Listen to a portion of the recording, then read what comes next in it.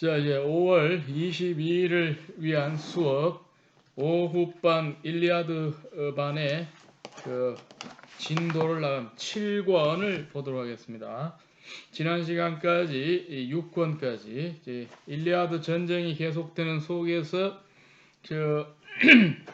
마지막으로 이제 전세가 거의 이제 연합군에게 트로이가 질 그런 상황까지 왔는데 마지막으로 한번 아테나 신에게 재물을 바치면서 전세를 뒤집기를 바라는 그런 마음으로 전쟁터에서 잠시 왕궁으로 돌아갔던 그 트로이 총사령관이라고 할 수 있는 헥토르가 다시 전쟁으로 동생과 함께 돌아오게끔 돼서 벌어지는 일들이 이 7권에 나옵니다. 7권의 제목을 보면은 헥토르와 아이아스의 결투라고 나오는데 이것은 전체 내용에 봤을 때 일부에 지나지 않고 이 전투가 벌어지기 전 상황들이 좀 있고요. 그러니까 어떻게 이제 제비 뽑아서 두 사람이 걸리는지, 그러고 난 다음에 이제 두 사람 결투는 간단하게 설명돼 있고 스토프가 되고요. 그 이후에 이제 다른 얘기들이 좀 나오면서 하기 때문에 제목 달기가 좀 복잡한데, 그 왕궁에서 돌아와서 다시 전쟁터로 돌아오는 그 장면에서 중요한 사건은 헥토르와 그러고 난 다음에 그리스 연합군의 대표라고 볼 수 있는 아이아스의 일기토, 이렇게 1대1 맨투맨 대결이 하나 벌어지는 거, 그게 이제 주된 내용이라고 할 수 있습니다. 그래서 대략 분량은 많지가 않고 한 20페이지 정도 되는데 482행으로 되어 있고요. 오늘 쭉 읽으면서 나가도록 할 테니까 여러분들은 7권을 펴놓고 이제 진도를 나갈 수 있도록 준비를 하시면 되겠다 이 말입니다. 자, 그래서 헥토르와 아이아스의 결투. 헥토르는 트로이를 대표한, 쉽게 말해서 대표 선수, 아이아스는 그리스 연합군을 대표로 해서 나온 그 대표 선수로서 각기 이제 누가 이기느냐, 일기토가 이제 벌어지는 그런 상황이다 하는 그런 얘기네. 그래서 이 일기토의 내용이 사실은 그렇게 많은 게 아니다. 자, 처음에 한번 쭉 읽어보겠습니다. 1행부터 해서 헥토르와 아이아스의 결투. 자, 이렇게 말하고 영광스러운 헥토르가 성문 밖으로 달려나가자 아우인 알렉산드로스도 그를 따랐다. 바로 앞장면에서 바로 이제 두 사람이 전쟁에 출동하기 전에 각자 자기 집에서 헤어지는 그런 장면이 살짝 나오거든요. 그래서 이어지는 내용은 곧 다시 전쟁터 트로이 성문 앞을 에워싸고 있는 그리스 연합군을 향해서 이 두 사람의 왕자들이 나가게 되는 것이 예정이 되어 있습니다. 그래서 알렉산드로스는 파리스고 헥토르는 이제 같이 나가는 거죠. 이들은 둘 다 마음속으로 싸우기를 열망하였다. 이제 전황은 이미 자기들 입에서 나오는데 그게 불리하거든요. 지금 전쟁 벌어지는 긴 10년 동안 트로이도 많이 대항을 했지만 수많은 장군들이 죽어나가죠. 그래서 이제 믿을 수 있는 그런 어떤 전력이 별로 없는 속에서 상대방은 아직까지도 수적으로 굉장히 많다. 그러니까 지키고 있는 트로이로서는 굉장히 불리한 것을 갖다가 지금 전제로 하고 싸우고 있는데 아마 마지막으로 벌어진 전쟁이 아닐까. 이젠 지기 직전일 거라고 예감은 하는 그런 절망적인 상황 가운데 있다. 자, 바다 위에서 반들반들 깎은, 반들반들이라고 하는 것은 그 모양을 나타내죠. 소리를 나타내는 게, 이걸 뭐라 그래요, 여러분? 중학교 때 많이 배워요. 의태어라 그러죠. 의태어. 소리는 의성어라 그러고, 이게 이제 문학적 표현에 많이 나타나면 이게 이제 쉽게 말해서 그 표현을 풍부하게 해준다라고 얘기하죠. 그냥 깎은 그러지 않고 부사를 쓰는 거죠. 그래서 품사로는 부사고, 이걸 이제 문법적 기능, 의미상으로는 의태어라 그러는데요. 어드버브라 그러죠. 어드버브, 부사란 말입니다. 그래서 의태어다. 이거 좀 알아야 됩니다, 여러분들. 이거 뭐 여러분한테 얘기하는 자체가 좀 너무 쉬운 얘기긴 한데, 반들반들 어드버브란 말이에요. 어드버브, 의태어라고 우리가 얘기를 하는데, 반들반들. 자, 반들반들 뭐가 이제 있다느냐? 깎은 전나무 노를 젓느라. 자, 노가 나오는데 노를 뭘로 만들었다? 전나무라고 해서 좀 튼튼한 나무가 있어요. 나무인데 그것의 재질로 만든 노는 뭐냐? 노가 이제 배를 갖다가 움직이게 하기 위한 수단이 노가 되는 거죠. 이렇게 해서 표현이 굉장히 자세히 되어 있다는 거죠. 그러니까 호머의 뛰어난 점은 표현 자체를 치밀하게 한다. 이걸 뭐야? deep description이에요. 치밀한 묘사를 하고 있다. 그래서 문학적으로 그 장치가 아주 잘 되어 있는 것이다. 이렇게 얘기를 하고 있다. 노를 젓느라 지쳐 피로 때문에 사지가 축 늘어져 있을 때, 사지라고 하는 것은 네 가지 지체를 말하는데, 보통 어떻게 사지라고 그래요? 사지라고 하는 것은 팔 두 개, 다리 두 개, 사지가 쭉 늘어진다 말이죠. 사지는 우리 육신을 바치고 있는 몸의 가장 근본적인 중요한 그 기둥을 말하는 거죠. 사지다. 이 몸 자체를 의미하는 비유법으로도 볼 수가 있습니다. 사지가 축 늘어져 있다. 고대하던 뱃사람들에게 신이 순풍을 보내주듯이, 자, 순풍의 반대말은 역풍이죠. 순풍이 보내면 배가 가는 방향으로 바람이 불면 힘을 안 들이고도 이렇게 바람에 밀려서 가는 거예요. 풍력에 의존해서 이제 예전에 많이 가는 거죠. 왜냐하면 요즘은 기계로 오기 때문에 뭐 순풍이 불든 역풍이 불든 상관없이 가는데, 옛날 바람이 도와주느냐 도와주지 않느냐 이게 중요하다는 거죠. 자, 순풍을 따라서 가면 잘 풀린다는 얘기, 역풍을 만나면 고생을 한다 이 말이죠. 자, 꼭 그처럼 고대하던 트로이아인들 앞에 두 형제가 나타났다. 두 형제라고 하는 것은 우리가 헥토르하고 알렉산드로스, 파리스라고 알 수가 있습니다. 이 장소가 이동되어서 드디어 전쟁터로 이제 들어가고, 이어지는 서술들에서는 이제 전쟁에서 누가 누구를 죽이고 하는 그런 묘사들이 나오게 돼. 좀 지루한 감이 좀 있습니다. 이때 둘 중에 한 사람은 one of both 하면 one of them 이런 말이죠. 둘 중에 하나는 그러니까 헥토르든지 아니면 알렉산드로스든 중에 그 두 사람 중에 하나가 메니스티오스를 죽였다 이 말이죠. 메니스티오스. 이 사람이 누구냐면, 즉 메니스티오스가 누구냐, 아르네에 살았는데 하고 이제 그 사람에 대한 인적 사항을 갖다 쓰고 있어요. 근데 우리나라 소설 같은 건 이게 필요하지 않으면 안 쓰는데, 호머 같은 경우는 사람 하나 나올 때 설명이 그냥 곧바로 나오는 그런 특징이 있습니다. 이 그리스의 어떤 문학의 특징이라고 볼 수 있는데, 그래서 조금 집중하기 힘든 게 이 서술이 왔다 갔다 왔다 갔다 하는 그런 측면이 있다 이런 말입니다. 뭐 그렇게 그런 것이고, 한편 헥토르는 날카로운 창으로 또 다른 사람이 나오는데 에이오네우스의 목을 튜브의 청동 차약 밑으로 맞춰서 그의 사지를 풀어버렸다. 자, 사지를 풀어버린다는 말은 뭐냐? 이 팔다리하고 이게들이 이 중심을 잡고 서 있지 못하게 휘청휘청거리도록 풀어버렸다, 해체시켜버리는 거죠. 그러니까 이게 다른 말로 하면은 죽여버렸다라고 하는 표현에 대한 메타포, 비유라고 될 수가 있겠습니다. 죽인다는 말은 쉬운 말이니까 모든 것에 대해서는 비유법을 많이 쓰고 있다라고 하는 것이. 사지를 풀어버렸다. 그런 다음에 또 리키아 전사들의 지휘자이며 히폴로코스의 아들인 글라우코스는 덱시오스의 아들 이피노스가 날랜 전차에 뛰어오르는 순간 격렬한 전투에서 그의 어깨를 맞췄다. 그래가지고 이제 자세한 하나하나의 묘사들을 다 하고 있습니다. 그리하여 그는 전차에서 땅 위로 나동그라지며 사지가 풀어졌다. 요번에도 사지가 나오는데 풀어졌다라고 말하죠. 그러면 이거 자세히 보면 재밌는 게요. 한국어로도 이제 같은 말을 하는데 약간 다르게 하는 걸 볼 수 있는데, 뭘 볼 수 있습니다. 여러분 한번 그 12행의 사지를 풀어버렸다, 16행의 사지가 풀어졌다가 지니는 문법적 기능의 차이를 한번 생각해 보세요. 뭐가 좀 다른 것인지.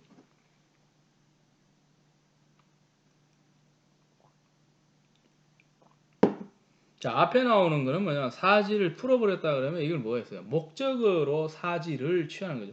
이를 무슨 구문이라고 그러냐면요, 그 풀어버렸다는 여기서 동사가 되는 타동사가 되어버린다는 거죠. 목적을 취하고 있는 거고, 여기서는 사지가가 되죠. 그죠? 밑에서는. 그래서 이거는 주어가 돼서 이거는 자동사로서 풀어졌다가 되는 거죠. 그래서 어떤 거는 수동으로도 쓸 수 있고 어떤 거는 능동으로도 쓸 수 있고 다양한 방식으로 묘사를 할 수 있다는 걸 갖다가 아마 눈여겨보고 번역을 한 것 같은 느낌이 많이 듭니다. 그래야 같은 말이지만 느낌을 좀 달리 하죠. 그러면 그 시도를 누가 했냐? 원저자인 호머가 그렇게 했다라고 우리가 볼 수 있는. 이게 이제 표현의 다양성이라고 하는 측면에서 굉장히 중요한데 무엇을 피하기 위하냐면 표현이 주는 어떤 유사함은 참 지루하거든요. 그러니까 표현을 좀 달리하는 거예요. 리던던시를 극복하는 방법이 된다는. 구태의연한 반복을 피하는. 반복을 갖다 리던던시라고 그러거든요. 리던던시. redundancy라고 그래요. redundancy. redundancy를 갖다가 극복을 해야 되는. 그렇기 때문에 다양하게 표현할 수 있는 능력이 있냐? 그건 문학자가 될 수 있는 그런 소질이 있는 사람. 표현법이 좀 다양해야 돼요. 그냥 문장력만 좋으면 되는 게 아니라 문법적으로, 어법적으로 별의별 방법으로 다 써먹을 수 있는 그런 능력이 굉장히 필요하다.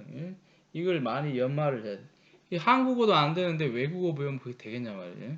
외국어 배우면 이런 표현들을 다양무상하게 하죠. 특히 영어 같은 걸 보게 되면 우리가 태가 있고 법이 있고 종류별로 있단 말이에요. 능동이냐 수동이냐 가정법이냐 아니면 직설법이냐 별의별 방법이. 근데 고대어인 그리스어나 라틴어로 가면 그것도 더 복잡해요. 이런 식으로 다양한 언어적인 뉘앙스를 줄 수 있는 표현법들을 갖다가 사용하는 그런 능력을 갖다가 지닌 사람들이 이제 이 고대에 있는 수많은 이 문학자들이라고 얘기를 할 수 있는데 이런 것들을 통해서 표현하고자 하는 건 뻔하거든요. 그래갖고 사람이 하나 죽었다 이런 얘기를 하기 위해인데 그 얘기를 만들어가는 그 과정 자체가 굉장히 치밀하다. 문학에는 이게 중요한데요. 치밀성이라고 하는데 치밀. 이걸 뭐라 하냐면요. intensity라고 하는데 치밀함이에요. 주도 면밀한 치밀성. 소설도 보면 치밀하게 쓴 사람들 있죠. 그죠? 치밀성이다. 이걸 잘 봐야 됩니다. intensity. 그런 다음에 치밀성. 아주 치밀하게 묘사를 해갖고 그 어떤 표현의 어떤 눈꽃만치라도 다른 어떤 차별성을 갖다가 보여줄 수 있으려면은 굉장히 중요하다. 이런 것들이 아주 중요한 것이라고 볼 수 있습니다.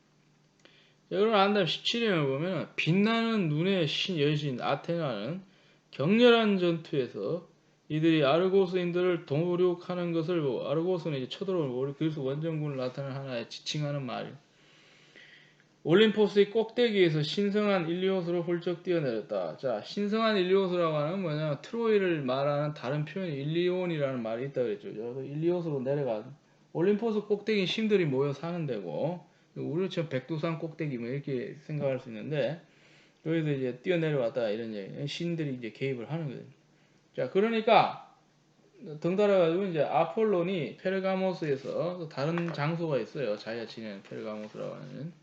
거기서 이것을 보고 아니 아테네가 갑자기 자기가 거하던 데서 빠져나오고 있다. 왜 그럴까 하면서 이제 아폴로하고 이제 아테나는 지지가 다르단 말이에요. 그러니까 각자가 지지하는 진영이 이길 수 있도록 하기 위해서 지금 경쟁을 벌이고 있는데 무슨 일이 있는가 싶어 쫓아가 보는 거죠. 그녀를 향해서 달려갔으니 트로이아인들의 승리를 원했기 때문이다. 이렇게 이제 얘기가 나오게 됩니다. 그리하여 두 신이 참나무 옆에 맞닥뜨리니 마주친다는 거죠. 마주치는 것보다 더 드라마틱한 표현이 뭐냐? 맞닥뜨리는 거예요.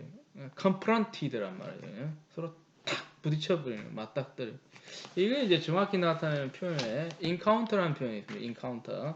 이게 한국말로 하면 조우하다는 건데 갑자기 서로 만나는 거예요. 예기치 못한. 요거는 이제 갑자기 만나는 게 아니라 뭐 다른 건데 조우라고 하는 거죠. encounter라고 해요. 밑에 있는데 encounter의 조우. 갑자기 만나는. 약속하고 만나는 건 만남이고 약속하지 않고 어쩌다가 이게 난데없이 만나는 조우라고 해요. 조우. 나는 그와 조우했다라고 하는 건 뭐냐면 그 사람 만났는데 예고 없이 만나는 거예요. 알지 못하게 만나는 것이 조우라고 하는 거예요. encounter란 말이에요. encounter다. 맞닥뜨리니 마주치니 제우스의 아들 아폴론 왕이 먼저 말을 걸었다. 자, 누구를 부르냐면 아테나시여 이렇게 얘기가 나오는 거거든요. 위대한 제우스의 따님이여 하고 한마디 나오는 이걸 뭐라 혹격이라고 하죠. 보케이티브라고 그러는데 그 고대어에서는 보케이티브가 다 있어요. 보케이티브가 있어가지고 요게 나오면은 끝에 그 단어 끝이 살짝 달라. 우리나라는 뭐 여 이렇게 부르죠, 그죠? 영어 같으면 그게 없단 말이에요. 예를 들어서 따님이시오 하면 어떻게 돼? 도털 이러면 끝나잖아요. 또를. 근데 또를 다음에 뭐 이게 혹격이라고 해갖고 뭐 아가 붙는다든지 어가 붙고 그런 게 없단 말이에요. 근데 라틴어나 이런 거는 끝에 붙는 게 달라요. 뭐 모음 하나 살짝 붙어요. 아, 그럼 이 혹격이구나 이렇게 알 수가 있단 말이에요. 위대한 제우스의 따님이시. 우리나라도 있어요. 따님하고 끝나는 게 아니에요. 따님 하면은 부르는 건지 못 부르는지 알 수 없거든요. 그래서 이제 격을 하나 붙이는데 이여, 이시여 이렇게 말이 나오는 거죠. 그대는 왜 또 기세 좋게 올림퍼스에서 내려왔으며 그대의 큰 마음이 그대를 보낸 까닭은 무엇이오? 그대의 큰 마음에 돌려서 말하면 너 결심을 뭘 했길래 여기 와 있냐? 너의 결정이 뭐냐라고 물어보는 거예요. 결정, 결심. 그거 알아야 자기가 혹시라도 얘가 그걸 원하는 거 아니야. 그리스 원정군을 지지하기 위해서 도와주러 온 거 아니냐 이제 떠보는 거죠. 떠보는 거. 즉 이걸 뭐라 그러냐? 유도신문이에요. 유도신. 뭔가 결과를 아는데 확인하기 위해서 물어보는 거. 유도신문. 특히 수사 과정에서 경찰하고 이제 조사받는 사람이 대화할 때 유도신문 굉장히 심하게 치열하게 돼. 그래서 알리바이를 긁어내려고 그러죠. 상대방을 말로서 함정에 빠뜨리려고 그러는데 유도신문에 말려 들어가면 이제 결국 거짓말을 못하게 돼. 살살 이제 떠보는 거다. 혹시 다나우스 백성들에게 전쟁의 결정적인 다나우스라고 하는 거, 아르고스라고 하는 거, 아카이오이족에 다 같은 말이에요. 쳐들어온 그리스 원정군을 말하는 결정적인 승리를 주기 위함이 아닌가요? 이렇게 딱 물어보는 거죠. 그대는 죽어가는 트로야인들이 조금도 가엾지 않은가 봐요. 이 아폴로는 누구를 원한다? 트로이 사람들이 이기기를 원하니까 쓱 이렇게 자기 입장을 내요. 저 조그만 나라가 저렇게 고생하고 있는데 당신 불쌍하지도 않아요? 참 많은 애들 이기려고 하는데 그 도와주려고 그래요? 이렇게 이제 얘기를 하고 돼요. 그러나 그대가 내 말을 듣겠다면 이렇게 하는 편이 훨씬 나을 것이요. 자, 우리 오늘 전쟁과 결전을 멈춥시다.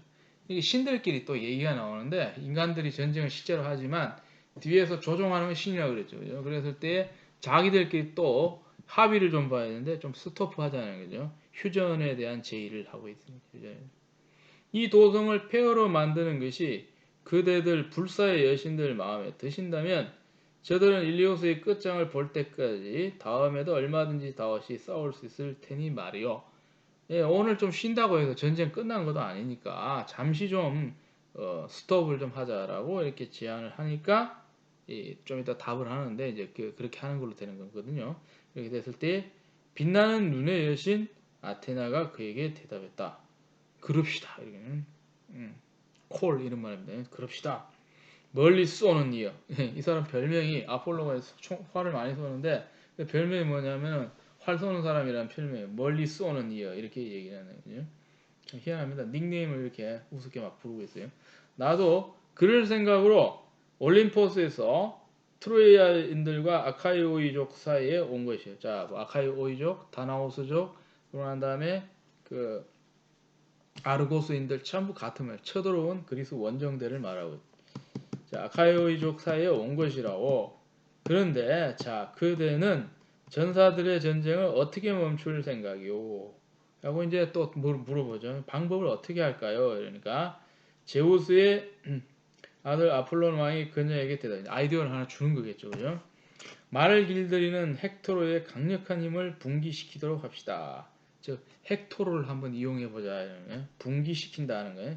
힘을 뿜어내도록 한다. 분기시킨다.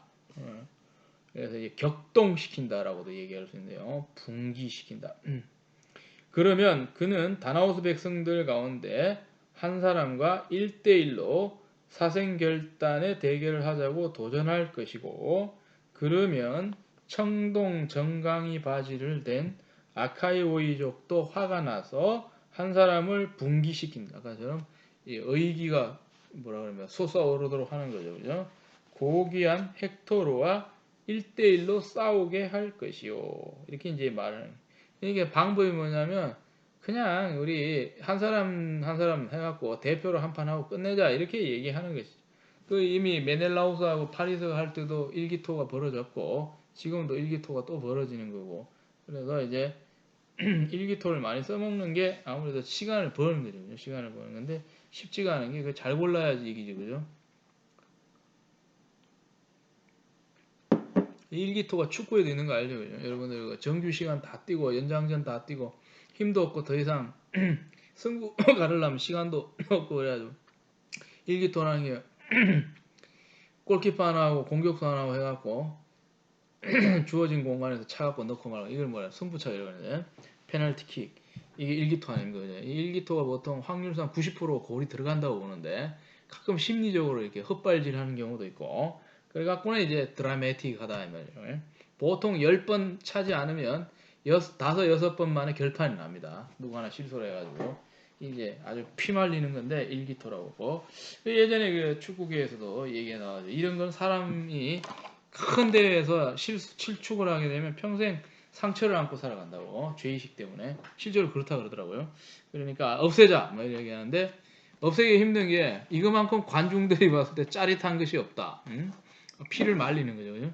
그래갖고 감독들 중에 이걸 눈 뜨고 못 보는 사람이 있습니다. 일기토 하는데 뭐 그런 게 있는데 일기토가 편하긴 편합니다. 한 판에 끝내는 일기토. 예. 자, 1대1로 싸우게 할 것이요. 이렇게 이제 아이디어를 냈는데 이렇게 말하자. 빛나는 눈의 여신 아테나도 마다하지 않았다. 그러니까 그 얘기를 들어보던 아테나도 얘기를 갖다 이제 딱 듣고 보니까 아 이게 좋은 아이디어다 이게 좋은 아이디어. 그러니까 어떻게 됩니까? 이거를 갖다가 받아들이는 거예요. 그렇다. 그럼 옛날에 일기토 했으니까 일기토를 하는 게 좋겠다라고 이제 생각하는 거예요. 그러니까 이제 빛나는 눈의 여신 아테나도 마다하지 않았다. 콜 이렇게 얘기를 하는 거예요. 자, 그런 결정이 신들의 마음에 들자. 자, 프리아모스의 사랑하는 아들 헬레노스라고 앞에 나왔거든요. 헬레노스는 프리아모스의 아주 많은 아들 중에 이제 하나인데 헥토로도 있고 그 헬레네 때문에 사고 친 그 파리스도 있고 그 헬레노스는 점쟁이란 말이에요. 점치는 애가 이제 복점관이라고 얘기를 하는데 이걸 이제 알아차리고 있다는 거죠. 헬레노스가 마음속으로 이제 알아차리고 헥토로 이제 곁으로 다가가서 그를 향해서 이렇게 이제 얘기를 하는 거예요. 헥토르 자기한테 형이거든요. 근데 이제 형님 이렇게 하는 게 아니라 프리아모스의 아들 헥토르여 하면서 조금 공식적으로 부르는 그런 식의 보케이티브 혹격을 구사하고 있다. 제우스가 지혜가 제우스 못지않은 이여 그대는 지금 내 조언을 듣겠소 이렇게 물어. 나는 역시 그대의 아우니까요. I'm also your brother 이렇게 하죠. 동생이니까 뭐라 그래요? younger brother 이렇게 얘기하죠. younger brother. 형은 뭐야? elder brother 이렇게 얘기하죠. 자, brother입니다. 다른 트로이아인들과 아카이오족은 모두 안 치고 일기토하는 방법이죠. 그대 자신은 아카이오이 중에서 가장 용감한 자와 1대1로 사생결단에 결투를 하자고 요청하시오. 자, 1대1로. 이 신들의 아이디어가 이렇게 돼가지고는 이제 이게 다 전이가 돼요. 이게 머릿속에 든 생각이. 헬레노스가 이제 이대로 하려는가 보다 해갖고는 자기 형한테 가서 이제 전쟁을 복잡하게 하는 게 아니라 일기토로 한다. 이 얘기를 지금 하고 있는 거예요. 아직 그대는 죽음과 운명을 맞게 되어 있지 않으니까요. 이렇게 얘기합니다. 그렇게 나는 영생하는 신들의 음성을 들었어요. 영생이라고 하는 게 여러분 알죠? 기독교에서 영생이라는 말을 쓰는데 영생이 그 말 그대로 영원히 사는 거란 말이에요. 영원히 사는. 영생하는 신은 안 죽으니까 그리스인들도 이제 안 죽으니까 영생이다. 영생. 그래서 이제 영생하는 신들 다른 말로 하면은 이모탈 불멸이다. 자, 그래서 불멸, 영생 같은 말입니다. 전부 다. 영생은 좀 더 강한 느낌이죠. 영원히 사는 거고. 그래서 이거 갖다가 eternal life라는 불멸은 뭐래? immortal이라고 그러죠. 죽지 않는. mortal은 죽을 수밖에 없는 거고 불멸, 영생이 전부 같은 거예요. 이게 이제 이것 때문에 종교가 나오는 거예요. 안 죽으려고 어떻게 하면 한 사람이 안 죽고 사느냐. 이기 때문에 사람이 의지하게 되는 종교. 그리스 신화도 어떻게 보면 종교적 측면으로 이해를 할 수 있어요. 자, 불멸의 신들의 이름을 음성을 들었다라고 이렇게 이제 얘기를 하고 있죠. 이렇게 말을 하자 헥토르가 크게 기뻐하면서 한복판으로 나가서 창대 한가운데를 잡고 트로야인들의 대열을 제지했다. 왜냐하면 가갖고 이제 자기가 1대1로 싸울 테니까 너희들 가만히 봐라 이 얘기를 하러 나간 거예요. 그래서 그들은 한 사람도 빠짐없이 모두 앉아있다. 그러자 아가멤논도 훌륭한 정강이 바지를 된 아카이오이족을 앉혔다 이렇게 얘기를 해요. 자, 한편 아테나와 응궁의 아폴로는 둘 다 독수리의 모습을 하고 아이기스를 가진 아버지 제우스의 우뚝한 참나무 위에 앉아 전사들을 보며 즐기고. 이게 이제 이 원래 제안은 신들끼리 제안이니까 이제 둘이 나와서 어떻게 되는가 이제 관찰하려고 이렇게 또 위에서 이제 앉아 있는 모습인데 안 들키려고 어떻게 변장을 하는데 독수리의 모습을 하고 있다. 이제 독수리 나오니까 생각이 있는 게 여러분 이 독수리가 서양 사람들의 상징인데 뭐의 상징이냐 힘의 상징입니다. 이게 승리와 힘의 상징이 이글스라고 해요. 이글스. 이거 우리나라는 뭐가 상징이에요? 타이거죠. 타이거. 타이거. 호랑이. 자, 이글스와 호랑이죠. 그죠? 서양에서는 이 보통 독수리를 갖다 힘과 이글스, 승리의 상징으로 봐요. 우리나라는 이 새를 갖다 주로 상징으로 잘 안 씁니다. 습관적으로. 이게 이제 그냥 그 나라의 어떤 습관으로 보시면 되는데, 그래서 이 우리나라는 호랑이 정도 돼야 힘 있다고 보면서, 그래서 우리나라 대충 보면은 국가대표 유니폼에 호랑이 많이 들어가요. 근데 이제 서양 사람들 전형적으로 하는데 이게 전통이 있는 게 로마 군단의 이 로고 심볼이 이글스입니다. 독수리가 방패에 탁 그려져 있어요. 승리의 상징인. 그걸 그대로 물려받은 놈이 누구냐? 세월이 지나서 독일 나치가 이 로고가 또 그거예요. 뭐 이게 우리 치면 만자라 해갖고 뭐 이게 불교 상징하는 절이라 그러는데 그것도 있지만은 얘들이 동물을 칠 때는 전부 이글스입니다. 이게 로마 전통을 물려받은 거라고 생각해요. 서양의 가장 힘 있는 제국이 로마는. 근데 미국도 마찬가지로 전부 이글스거든요. 이글스를 쓴다 그래요. 독수리가 상징이라는. 그래서 독수리 상징을 많이 두고 있는데 우리나라는 이 호랑이 쪽으로 많이 쓰고 있어요. 그런 어떤 국가별로 상징이 좀 많다, 다르다라고 하는 게 있다 이 말이죠. 자, 그래가지고 이제 독수리의 모습을 하고 아이기스를 가진 아버지 제우스의 우뚝한 참나무에 대해 지켜보고 있는 그런 장면이 이렇게 나오게 됐다. 그래서 전사의 대열은 촘촘히 붙어 앉아 방패와 투구와 창을 곤두세우고 있었다. 마치 이제 이게 어떤 모습이냐면 다음과 같은 모습이에요. 서풍이 막 일기 시작하면 바다 위에 잔물결이 퍼지고 자, 바람이 불면 바다가 잠잠하던 것이 조그만 물결이 싹 퍼지는 파장이죠. 사사사사 퍼지는. 그 밑 바다가 거뭇해지듯이 바다 밑이 좀 이렇게 시커멓게 되는. 꼭 그처럼 아카이오이족과 트로이아인들의 대열들이 들판 위에 앉아 있었다. 이 뭡니까? 바로 전쟁으로 향해 가는, 즉 일기토를 향해 가는 그 심각한 텐션, 이 긴장을 묘사하는. 제가 읽으면서 긴장이 돼버려요. 묘사력이 얼마나 뛰어납니까, 그죠?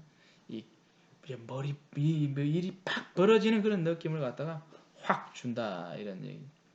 헥토르가 양편 군대사에서 말했다. 이렇게 트로야인들과 훌륭한 정강이 바지를 댄 아카이오이족이. 아카이오이족 앞에는 항상 정강이 바지라고 그러는데 정강이 무릎 있는 쪽이 아닙니까? 그죠? 여기다가 뭐 돼요? 전쟁 나면 다치지 말라고 이게 보호대를 대겠죠. 그죠?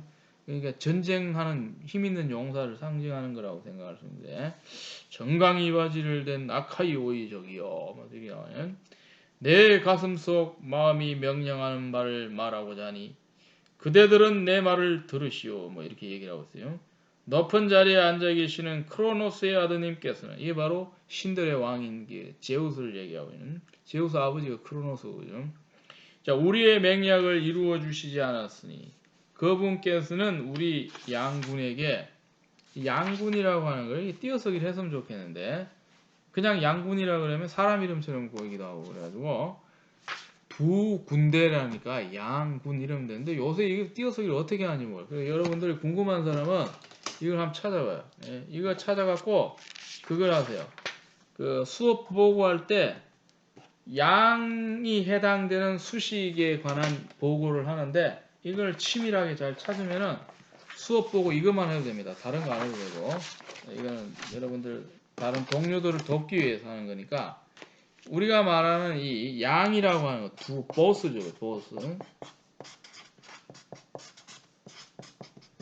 양이 이 명사하고 결합할 때 어떤 현상이 일어나느냐 띄어쓰기 관계를 중심으로 꼼꼼하게 하나 이 현상을 갖다 분석하는 글을 쓰면 소개하는 걸 그거 자체로 다른 거 안 해도 됩니다. 수업 보고할 때 이것만 해도 된다. 이걸 한번 찾아보세요.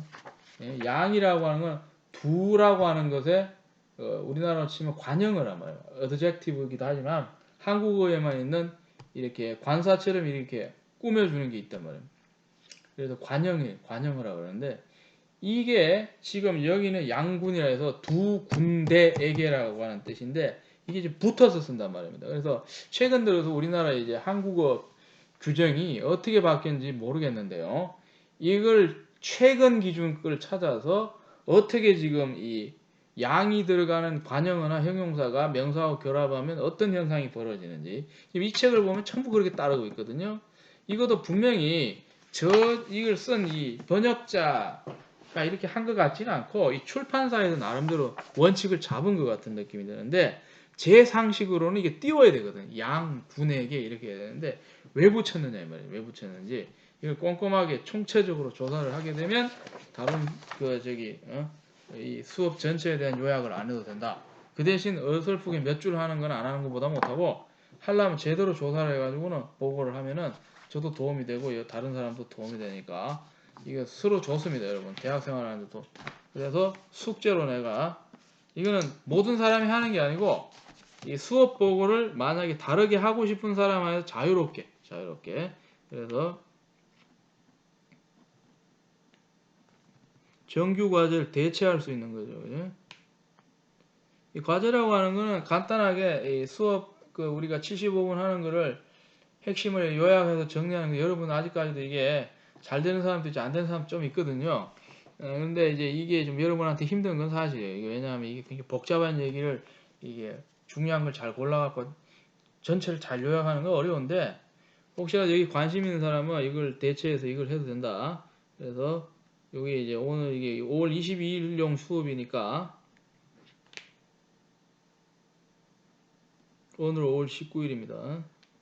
제가 제시를 했으니까 그렇게 해도 된다 이런 얘기인데 양군에게 하는 그런 얘기는 사악한 생각을 품고 그대들이 훌륭한 성탑에 트로이아를 함락하든지 아니면 바다를 여행하는 함선들 옆에서 그대들 자신이 쓰러질 때까지 끝장을 보기로 마음을 정하셨음이 분명하오.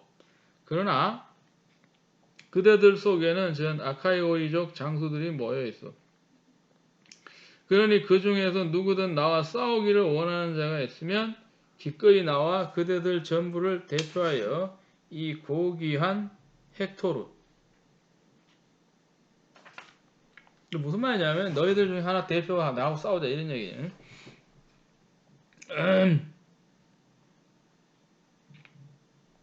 헥토르와 싸우게 하시오. 76행이죠.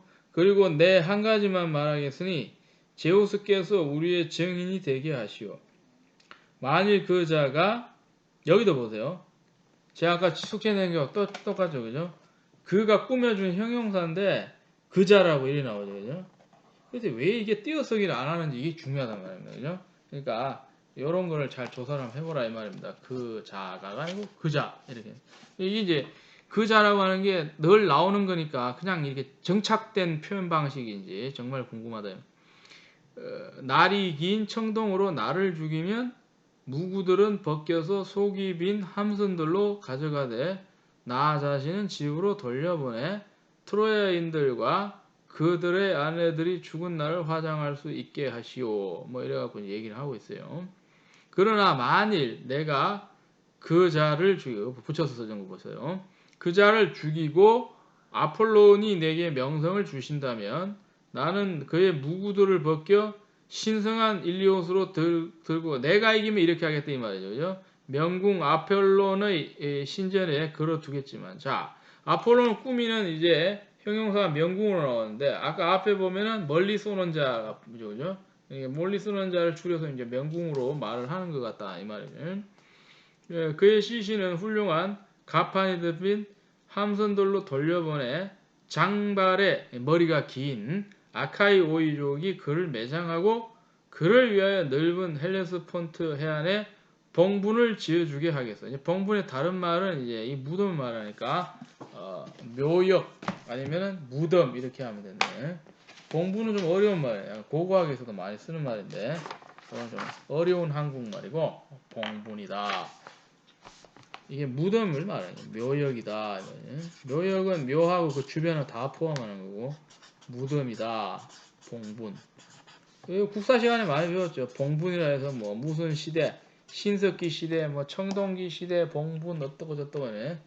이게 무덤을 말하는 거예요. 그 당시에 지배자들의 무덤을 갖고 뭘 한다? 몇 년 전 얘기고 생활상이 어떻고 뭐 정치 관계는 어떻고 뭐 그렇게 추측을 해 나가는 것이죠. 봉분이다 이렇게 얘기하네. 제가 봉분이라네. 묘역과 무덤과 봉분이다. 묘역, 무덤, 봉분. 고고한 봉분이라는 얘기 참 많이 합니다. 봉분. 묘역이다, 무덤이다 이렇게 얘기를 하거든요. 그러면 후에 사람들 중 노가 많이 달린 배를 타고 그 포도주빛 바다니까 이 포도주가 여기 이제 하얀 포도주 말하는 게 아니고 이제 우리가 말하는 붉은 포도주, 이제 적포도주라고 그래요. Red wine, red wine, rotted wine을 얘기하는데 색깔이 어떻게 돼요? 10% 죽죽하다 이 말입니다. 10% 죽죽. 이제 한국말로 하면 10% 죽죽. 파란 거하고 까만 거 섞인 색깔. 이 포도주빛이. 포도주빛. 포도주빛이 바다니까 이게 남색, 보라색 바다란 말이에요. 항해하면서 이렇게 말하는 이가 있을 것이요. 바로 저것이 그 옛날 용감하게 싸우다가 영광스러운 헥토르 손에 죽은 그 사람의 무덤이지. 뭐 그렇게 얘기를 할 거라는 걸 추측을 하고 있었다는 거죠. 이렇게 누군가 말할 것이고 그러면 내 명성은 불멸할 것이요. 내 명성은 영원할 것이다. 불멸이다. 자, 불멸하니까 생각나는 게 뭐냐면 불멸을 나타내는 안 죽는 새를 뭐라 그러냐? 우리가 보통 피닉스라고 그러는데 피닉스 사람 이름으로도 많이 씁니다. 그러니까 서네임으로 피닉스 불사조입니다. 불사조 죽지 않는 새 불사조. 불사조. 군대 가면 이런 부대 많죠. 불사조 부대라고 하는. 보통은 특공 부대를 말합니다. 그러니까 공수부대처럼 굉장히 훈련이 변화무쌍하고 위험한 훈련. 피닉스 부대라고 그래서 예전에 지금 없어졌지만 80년대, 90년대를 강타했던 군인들 나오는 드라마 우정의 무대에 출연한 적이 있는데요. 불사조 부대. 이 강원도에 위치해 있는데 특공연대 같습니다. 그래가지고 훈련 장면을 보게 되면 정말 대단합니다. 그래서 요즘도 그런 훈련을 하는지 모르겠는데 그런 것들이 우리나라에도 특공 부대로 많은데 이제 죽지 않는 새를 이제 흉내를 내갖고 그 이름 따고 불사조 부대, 어떤 부대는 산악 부대, 그런 다음에 뭐 지금 없어졌지만은 이름만 들어도 굉장히 특이한데 그 불무리 부대라고 있었어요. 불무리 부대가 뭐냐면 이제 26사단이죠. 지금은 없어졌습니다. 부대가 축소되는 바람에 요게 이제 우리나라 대표적인 예비사단인데 예비사단은 전쟁이 터지면 실제로 주력전을 펼치는 거는 예비사단이에요.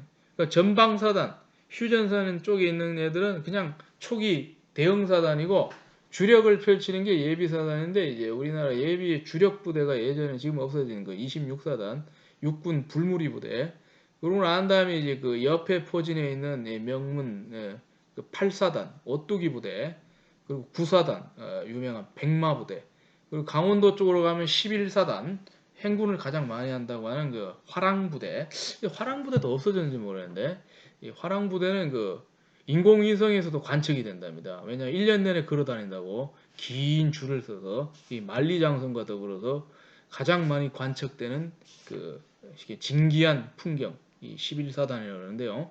이 화랑부대라고 있고, 그러고 난 다음에 이제 이런 부대들이 이제 전쟁이 터지게 되면 어떻게 돼요? 그 초기 상황이 끝나면은 전열을 가다듬어서 북진을 하게 돼요. 북진을 해가지고는 전쟁을 끝장낸다 그러는데, 이제 탱크 부대로는 유명한 수기사와 양기사가 있고요. 수기사는 제가 정확히 어딘지 모르겠고, 양기사는 양평이 있습니다. 양평이 있고, 아시아에서는 가장 전투력이 막강한 것이 24단 양기사입니다. 그래가지고는 이제 이 사람들이 전쟁을 한다는데, 지금 불사조 얘기하다가 이렇게, 그래서 이게 이제 불사한다, 불멸이다, 내명선 불멸. 자, 여기 91회까지 하고 다음 영상에서 계속 해나가도록 하겠습니다. 감사합니다.